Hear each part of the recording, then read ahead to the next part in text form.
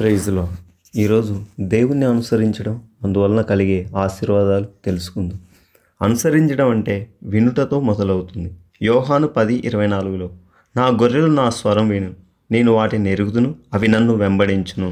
అంటే మనం ఆయన స్వరం వినకపోతే ఆయన అనుసరించలేమనే దాని అర్థం.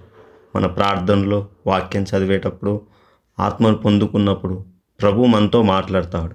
మన హృదయం శబ్దంతో నిండినప్పుడు ఆయన స్వరం మనకు వినపడదు. కాబట్టి మనం వేయాల్సిన మొదటి అడుగు శ్రద్ధ కలిగి ఉండాలి. దేవుని స్వరం వినేవారు మాత్రమే ఆయనను అనుసరిస్తారు. అనుసరించడం అంటే విడిచిపెట్టడం కాదు. మత్తయి 16:24లో చూస్తే యేసు ప్రభు తన శిష్యులు నన్ను వెంబడింపగోరిన ఎడల తన్ను తాను ఉపేక్షించుకొని తన సిలువనెత్తుకొని నన్ను వెంబడింపవలెను అని ఉంది. అంటే దేవుని అనుసరించాలంటే పాత స్వభావాలు విడిచిపెట్టాలి. పాత కోరికలు, గర్వం, పాపపు అలవాట్లు, దేవునికి విరోధమైన విడిచిపెట్టి ఆయనను వెంబడించాలి. ఆయన సిలువను మోసుకొని మనం జీవించాలి, అనుసరించాలని దాని అర్థం. క్రీస్తుని అనుసరించడం అనేది మన జీవితానికి భారం కాదు, అది విమోచన.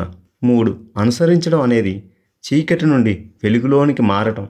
యోహాను 8:12లో చూస్తే మరలా యేసు నేను లోకమునకు వెలుగును, నన్ను వెంబడించువాడు చీకటిలో నడవక జీవపు వెలుగు కలిగి యుండునని వారితో చెప్పెను. అంటే ఆయన అనుసరించేవారు ఏ స్థితిలోనూ చీకటిలో ఉండరు.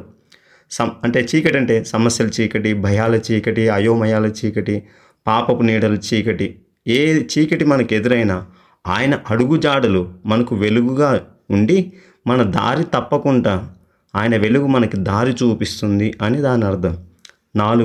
అనుసరించడం అనేది మహిమలో భాగం కావడం. యోహాను 12:24లో చూసి అర్థం చేసుకోవాల్సింది. ఒకడు నన్ను సేవించిన ఎడల నన్ను వెంబడింపవలెను, అప్పుడు నా తండ్రి అతన్ని గణపరచును అని అక్కడ రాయబడింది. అంటే దేవుని అనుసరించేవాడు ఎత్తబడతాడు, అంటే ఆశీర్వదించబడతాడు, గొప్పవాడు అవుతాడు, సమాజంలో, లోకంలో గౌరవం కలుగుతుందని దాని అర్థం. 5. యేసు ప్రభుని అనుసరించాలి. ఎందుకంటే ఆయన ముందే వెళ్ళి మన మార్గంను సిద్ధం చేస్తాడు. అది కీర్తనలు 23:2-3 వచనాలు చూసినట్లయితే శాంతికరమైన జలముల యొద్ద నన్ను నడిపించుచున్నాడు, నీతి మార్గంలో నన్ను నడిపించుచున్నాడు అని అక్కడ రాయబడి ఉంది.